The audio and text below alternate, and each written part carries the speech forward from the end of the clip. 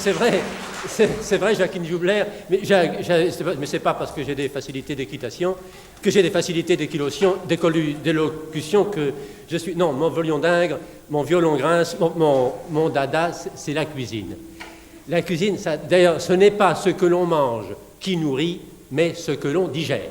Ça, tout le monde le sait, et c'est justement parce que Pernos n'ignore, parce que personne n'irogne, parce que tout le monde l'oublie, que j'ai voulu vous dédier cette vérité diététique, cette vérité quotidienne et éternelle, il n'y a en l'illustrant d'un exemple, pour vous éclairer.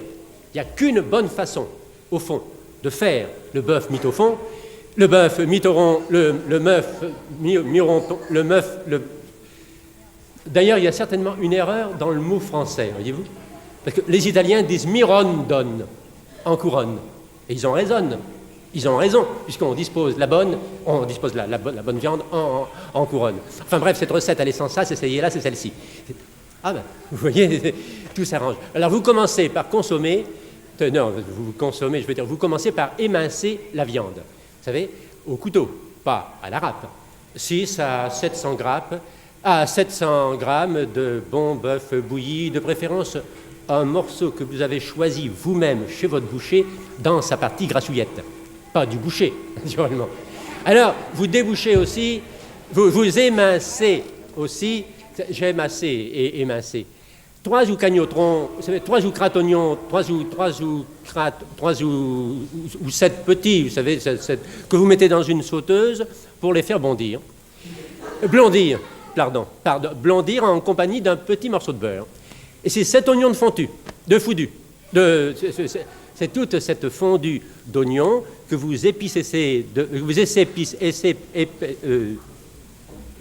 nouez, voilà, de farine. Comme quantité, il faut une bonne cuillerier, une bonne cure yéyé, deux pincées à 3 doigts ou 3 pincées à 2 doigts si vous n'avez pas de cuillère sous la main. N'oubliez pas de la remuer souvent si vous voulez la faire roussir. Puis vous la déglacez d'un demi-décilitre de vinaigre fort et vous mon Dieu, après, n'oubliez pas surtout, j'allais l'oublier moi-même, d'ajouter une cuillerée de tomates en purée, de tomates enrhumées en purée et une seule pincée de hachis percé. Vous voyez que c'est pas compliqué, de persil haché, je veux dire. Alors, une fois cuit votre oignon, pas votre oignon,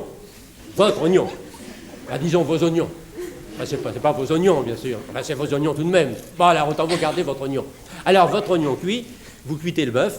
Le bœuf, vous suivez le bœuf et pendant un quart d'heure, vous n'avez plus qu'à le regarder cuire. Alors, je ne vous cache pas que vous serez obligé de rectifier la fadeur inévitable du bœuf bouffi, du bœuf bouilli, poivre ou brin de thym, brin de branche de thym, ou vin blanc, ou une miette, un tout petit verre cherchons pas de complications.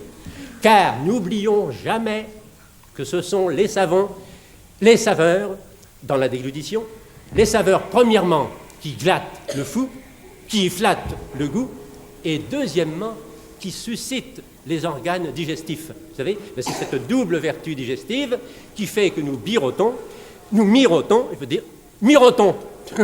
mot que je cherchais, qui font de ce miroton la preuve que c'est à la cuisine et du soir au matin que mijote notre destin. CQFD. Oui, CQFD, c'est une abréviation que je viens d'imaginer à l'instant même pour vous permettre de tout résumer, de tout retenir. CQFD, condiment et qualité, facilité pour digérer. C'est toute la vie, ça.